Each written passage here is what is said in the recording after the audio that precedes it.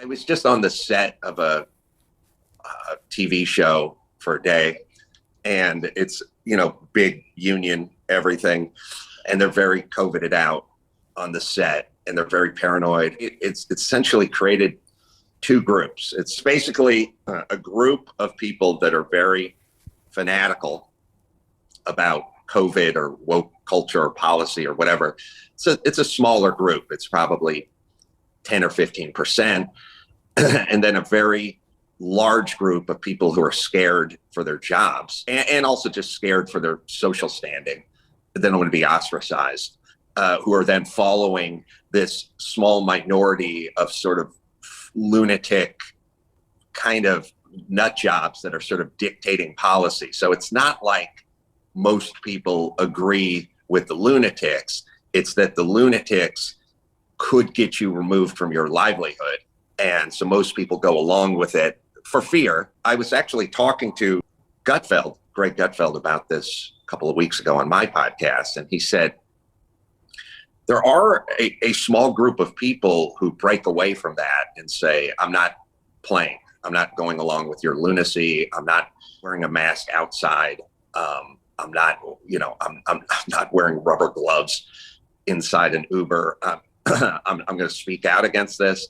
I disagree with it. A boy's a girl and the girl's a boy. And, we have to call everyone birthing people now because men can give birth and stuff. There's a small group of people who push back against that and fight against it. But we're starting to kind of drill down on who are those people?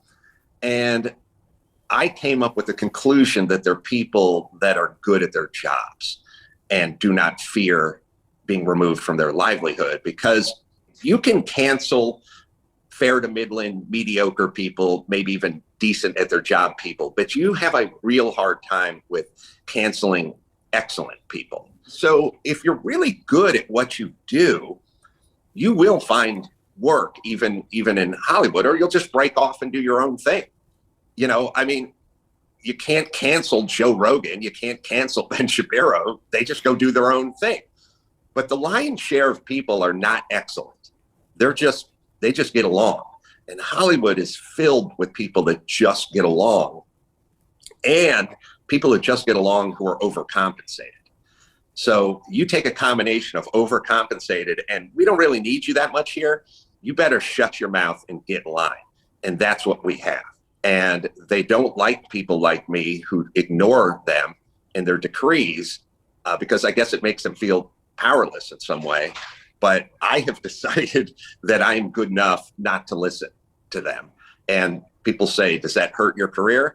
And the answer is, yeah, it does, but I'm good. And I get to do what I want.